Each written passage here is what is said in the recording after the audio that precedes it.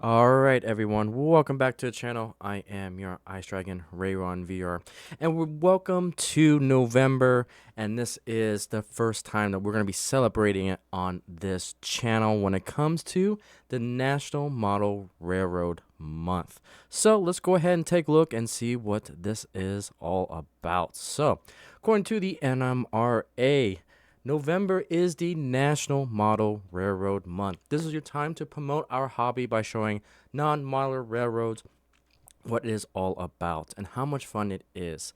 Here's a few ideas. Have a layout, open house for your neighbors. Take a train to work.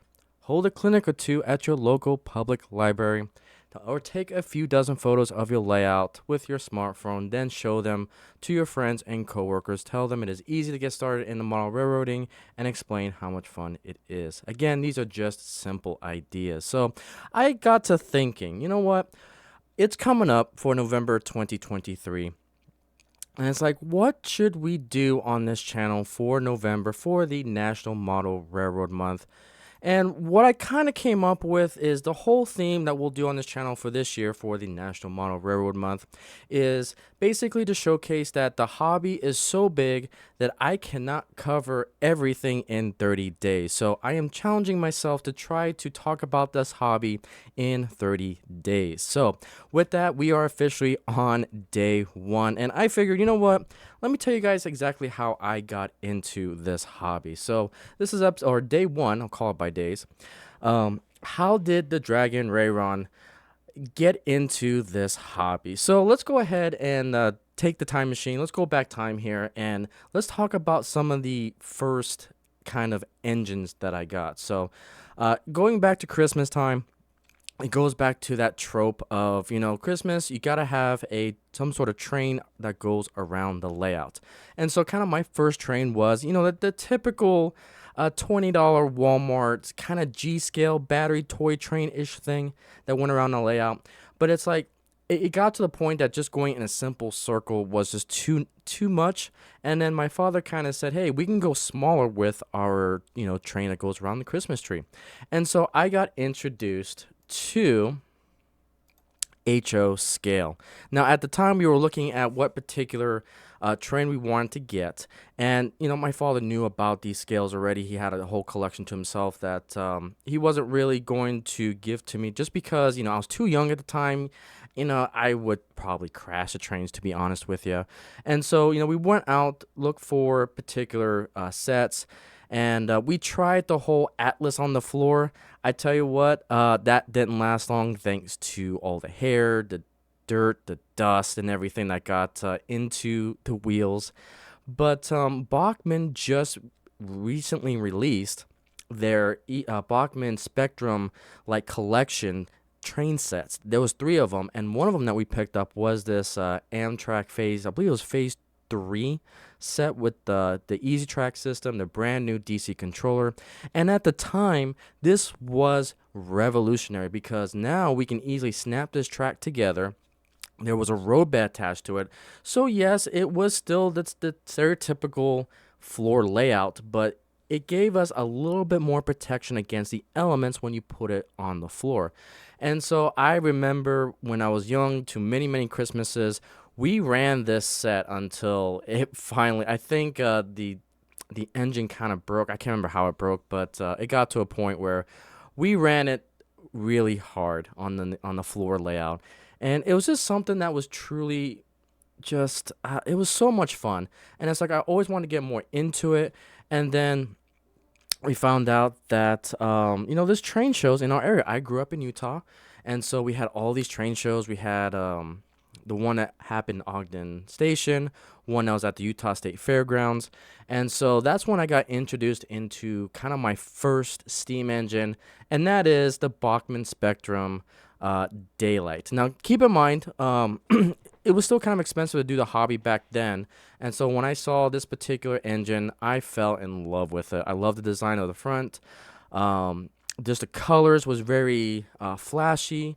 I love the look of it. And at the time, too, this particular Bachmann Spectrum did have smoke. And I was just in awe of this when the dealer at the time said, yeah, you could put this little smoke fluid in the smoke box in here and it'll, um, give smoke. And I was in love. Wasn't in love with the smoke when I realized I don't want to say I'm allergic to it, but I get nasty headaches from this particular smoke unit. So that's why I don't typically use it anymore. But this was another engine that I ran hard on the floor. And it was a good, to be honest, it was a good runner at the time. And then, 4 to 5 years later, the gears did eventually break inside of it. So it became a shelf queen. But I can remember some really, really good times with this engine pulling our Amtrak cars as well. Um, I am definitely going to recreate this when I get my BLI GS4 in, hopefully soon. We'll see. But I do want to recreate these two trains again. It is part of my childhood. It is why I got into the hobby and basically is the foundation into why I got into HO scale. And it's just, this is my story to tell. There are plenty of different stories out there about how people got into this hobby. And I think it was fitting to do day one of the National Model Railroad Month with how did I get into the hobby? How did I get passionate about it? And so, just like everyone else, you grow up, you have to go to college or school or a trade or whatever, and you just get super busy. But then there comes a point in your life that, yeah, you know what, you may find some more disposable income or you get that itch to get into something with your free time. And so I finally got back into the hobby. And so originally I was going to go back into N scale because N scale actually gave me a lot more space. But the issue was at the time I was in North Dakota.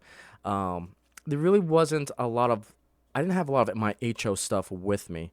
And so when I kind of moved to Montana, there was actually a layout that we were a part of.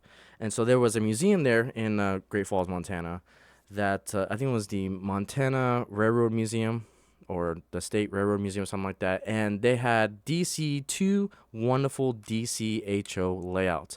I didn't have any footage of this layout at the time. I do have some pictures of it on my Instagram, but it was a great layout. It was part of Pete Ellis's layout. He was a master mono railroader. If you guys haven't seen Toy Story 2, in Toy Story 2, he was the prospector there. And he was a consultant for Disney, and that really got me back into the hobby and really got me back into HO. So it got to the point where I started to ship a lot of my HO collection from my parents' place up to mine, and then that collection started to grow. And then really getting back into the whole YouTube scene, that kind of started back when I was in California with the St. Louis Obispo Model Railroad Association. I learned a lot from a good mentor there, and basically gained the knowledge that I have today about modular layout, about Digitrax, just about DCC in general. And so you can see kind of the gradual evolution of getting back into this hobby. And then, just recently, I would say close to a year and a half, I went really dedicated and focused on this YouTube channel. And so, as you guys can see, I got into the Mythical Railroad, this channel that you see today.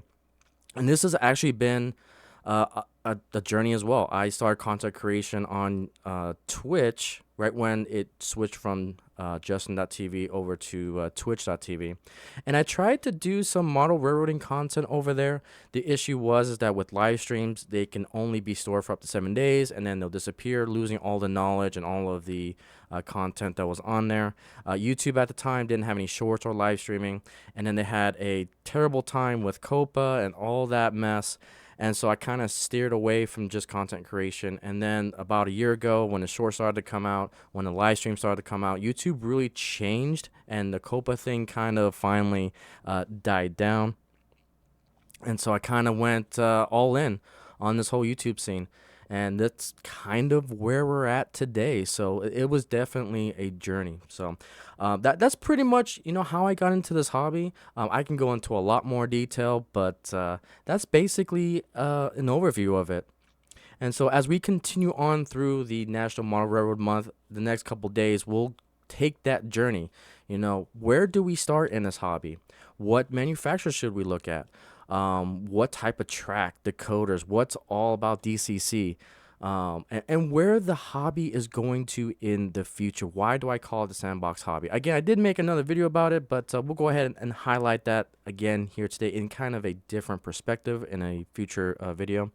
But again, my goal right now is that we'll come out with a daily video talking about the world's greatest sandbox hobby. So with that, that is how this dragon got into this hobby, and I'll see you tomorrow.